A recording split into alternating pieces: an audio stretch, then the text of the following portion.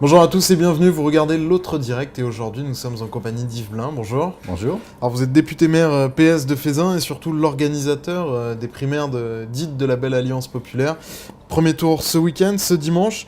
Quel bilan vous faites des 3 débats qui devaient susciter l'enthousiasme et permettre d'avoir une belle alliance populaire? Est-ce que le résultat est au bout? J'ai regardé le dernier débat. C'est avec, tout non, Ah. les deux autres, bien sûr, pensez bien. Non, j'ai trouvé vraiment intéressant. C'était un peu plus vif que le premier qui était un peu compassé, on va dire. On sentait que les candidats étaient un peu sur leur quant à soi. Donc non, là, ils sont un peu lâchés, on dit. Donc je pense que ça suscite de l'intérêt. Quand on rencontre un peu des gens dans l'opinion, ils disent oui, bon, non, ça commence à... Je pense que l'intérêt commence à se C'est un peu développer. tard pour commencer. Mais oui, mais on a commencé la campagne très tard. Mais Il la faut faute à avoir qui de la faute au président Hollande. Il avait dit qu'il se prononcerait au mois de décembre sur sa candidature. On ne pouvait quand même pas commencer avant de savoir s'il en serait ou pas. Donc décemment, il fallait qu'on attende qu'il ait pris position. À partir de combien d'électeurs ce sera une réussite? Le même volume d'électeurs que 2012. C'est l'objectif qu'on En s'est donné. dessous c'est un échec. Oh, attendez, il ne faut pas tout de suite les grands mots comme ça, non. En dessous, ce ne sera pas une réussite. Une réussite n'est pas forcément qu'un échec. Ça peut être une demi-réussite, une réussite en demi-teinte. Vous dites l'engouement commence à monter. Est-ce que vous êtes capable de citer des propositions phares qui ont été avancées pendant ces primaires? Parce qu'on a l'impression que le débat, on peinait à sortir du quinquennat ou des succès de la gauche plurielle de Jospin en 97, qu'on avait un peu de mal à se projeter vers l'avenir. Vous savez, d'abord, moi je pense que dans le quinquennat, tout n'est pas acheté.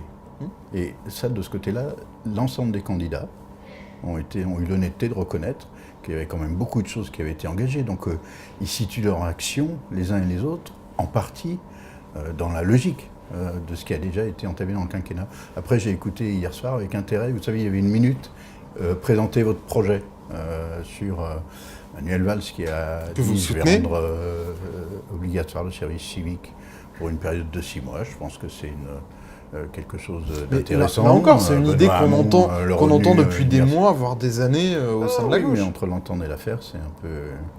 Mais est-ce qu'il y a des choses nouvelles qui ont été mises sur la table durant ces débats, durant cette primaire? Est-ce que vous voyez des motifs où vous dites finalement on est capable encore de se réinventer? Mais de se réinventer, je ne pense pas qu'il y a des recettes miracles ou des choses... La politique, ce n'est pas une somme de gadgets nouveaux qui sortent comme ça pour illustrer ou changer la vie quotidienne des gens. Il y a quand même des continuités en politique sur des aspects économiques, budgétaires, sociaux, qui sont indispensables. Donc le meilleur programme, finalement, c'est celui de François Hollande, de le continuer? Je pense en tout cas. Il y a forcément des éléments nouveaux à prendre en compte. La société n'est pas la même aujourd'hui. Mais quels éléments nouveaux sont apparus dans le débat, à part ce service civique de 6 mois?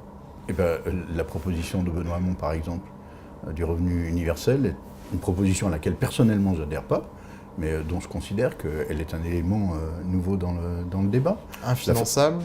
C'est plutôt facile de proposer des choses comme ça. Infinançable, pas selon lui. Vous avez compris qu'il proposait de dire l'argent du CICE, je l'utilise pour financer le revenu. Et avec 40, on ne fait pas 300. Sauf que moi, je pense que provoquer la dégradation de l'économie française, c'est pas forcément une bonne réponse. Donc, voilà. Mais en tout cas, ça fait partie des choses qui effectivement suscitent le débat. Sur la façon d'appréhender, alors un sujet qui est peut-être un peu technique, mais si vous avez regardé l'émission, la question de la mutualisation au niveau européen de la dette des États, ça va être un sujet important.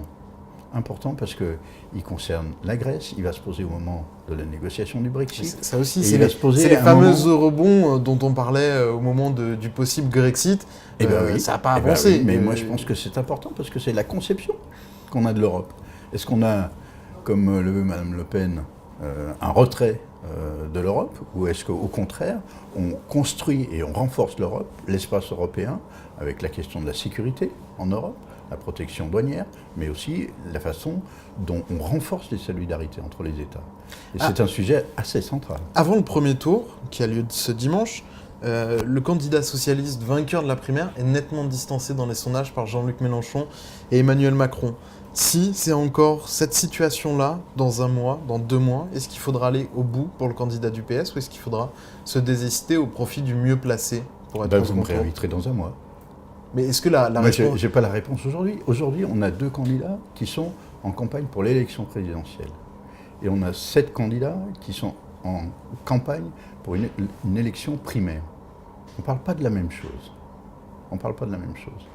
De ces 7-là, il en sortira pour vous, un, le candidat il en PS sortira a un vocation à qui aller sera jusqu'au bout candidat à l'élection présidentielle. Ou est-ce que, comme Donc, Gérard on va le Collomb, laisser vous faire dites campagne. il faudra se désister au profit du mieux placé, quel qu'il soit? Ah, je suis d'accord.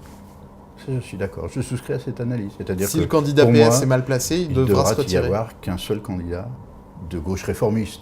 Je ne parle pas de Mélenchon. Gauche réformiste, vous mettez Je ne parle Macron. pas de Mélenchon. Je mets Macron, bien sûr. Vous C'est pourriez un homme voter de Macron gauche. sans Il souci. dit qu'il est de gauche. Vous pourriez Je le voter crois. pour lui. Oui, bien sûr, si c'était lui qui était très nettement le mieux placé et qu'il crée les conditions du rassemblement de la gauche. Mais ces conditions, on va les regarder. Donc les primaires de ce dimanche ne sont que le premier épisode. On verra. Mais très sincèrement, il faut qu'il y ait qu'un seul candidat de la gauche réformiste au premier tour de l'élection présidentielle pour être au deuxième tour et pour gagner.